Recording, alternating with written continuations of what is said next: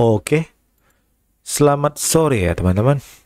Dan kemarin sempat saya buat video ya, yang 1 minggu yang lalu tentang koin-koin yang potensial naik ya, menurut Murad ya. Jadi ada masuk ya useless coin ya, kalau nggak salah.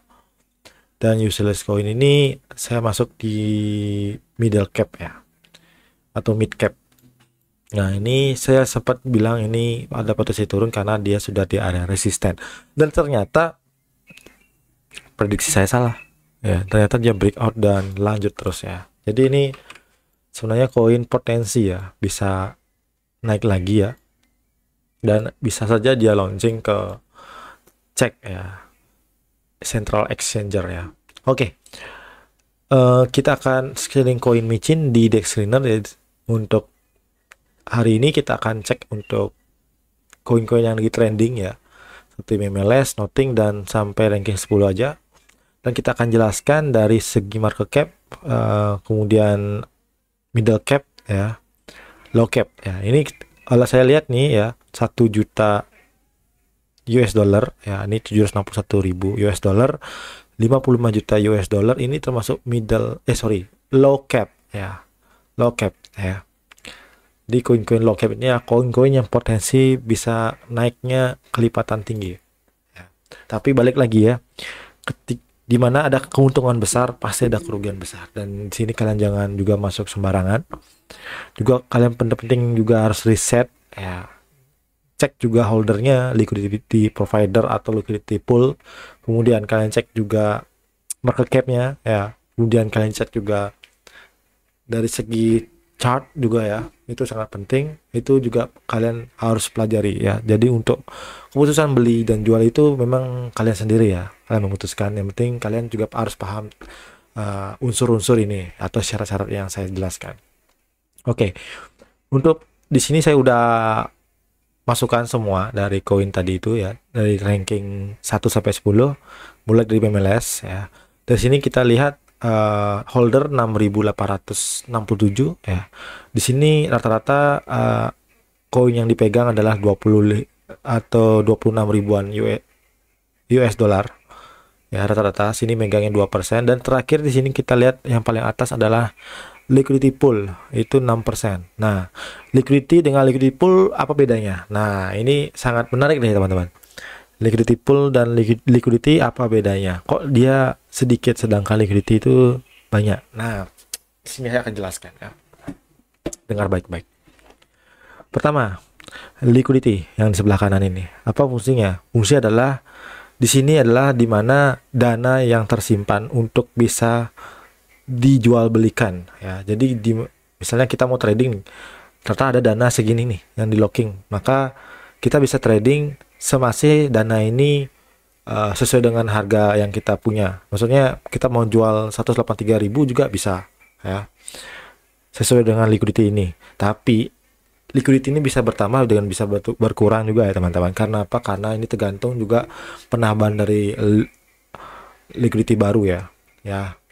Nah, terus kedua, liquidity pool di sini apa bedanya dengan liquidity ini yang di kanan? Liquidity pool itu adalah dana wallet orang yang partisipasi yang punya token ini untuk masukin liquidity yang di kanan ini. Jadi duitnya dia ini juga masuk di sini. Duitnya dia ini masuk di sini juga.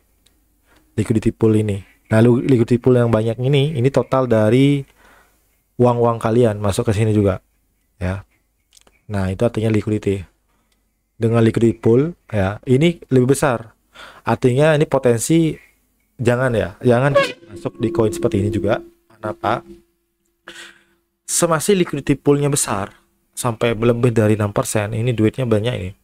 Kalau dia jual setengah ya, ini hampir 50% ya megang nih. Kalau dia tarik semua, ini potensi market akan turun drastis ya, atau rakpol. Jadi koin seperti ini nih hati-hati ya. Kedua, Nothing, kita cek holder. Di sini nggak ada liquidity pool ya. Ini benar-benar holder dari orang luar ya. Ya, tapi kita bisa lihat dari sini. Nah, tapi kita lihat juga rata-rata koin di sini lumayan besar ya. Jadi ada potensi nih koin ini bisa naik dan market capnya juga 700.000. Jadi ada potensi ke market capnya sekitar 100 juta. Sorry, 1 juta. Ini sempat ke 1 juta US dollar, dia turun lagi. Dan kalau kita gunakan teknik yang andalan saya, ini bisa saja entry terbaik adalah di sini. Nah, target 100%. Oke, ini target 100% ya nggak masalah sih. Dan kita cek, aduh ini janganlah, ini skip aja. Kita cek holder, ya oke, masuk juga kategori liquidity, masuk.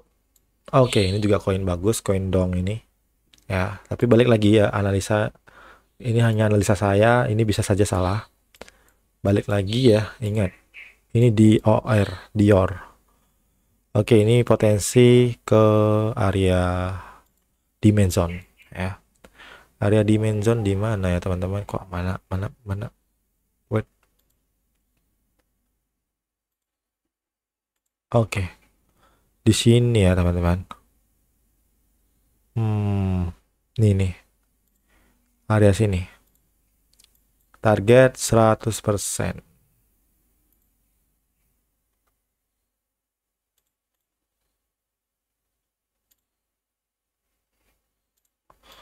Oke, ini target 100%. Kita cek lagi nih koin apa. Holder lihat dulu. Oke, ini gak bagus juga ya.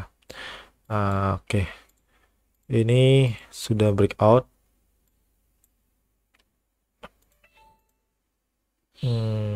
Market capnya 2 jutaan.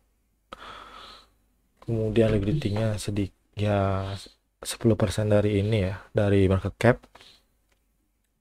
Ini ada potensi turun juga ya. Jadi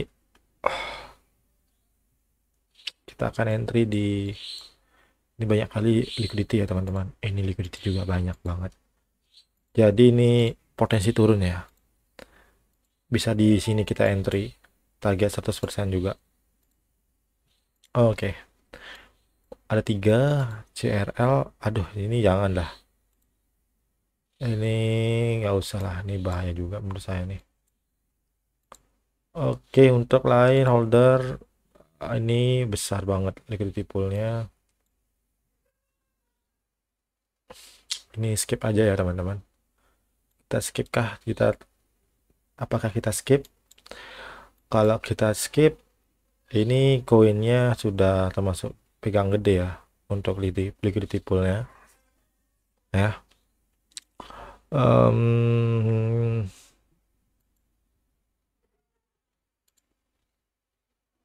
Naik 1, naik 2, dia turun. Ini ada potensi naik cuma 50%, setelah itu dia turun. Ya udah kita skip aja ini. Aduh, ini janganlah. Ini lagi. Oke. Kita dapat ini aja ya. Koin-koin ini ya. Ini aja, 3 ya. Nameless skip ya. Skip menurut saya skip ya. Jadi 3 ya untuk analisa hari ini. Sore ini ya. Oke. Dari ini bisa CA-nya bisa di copy nih. Saya akan kirim nanti di Discord. Sekian dari video saya. Terima kasih dan selamat sore teman-teman.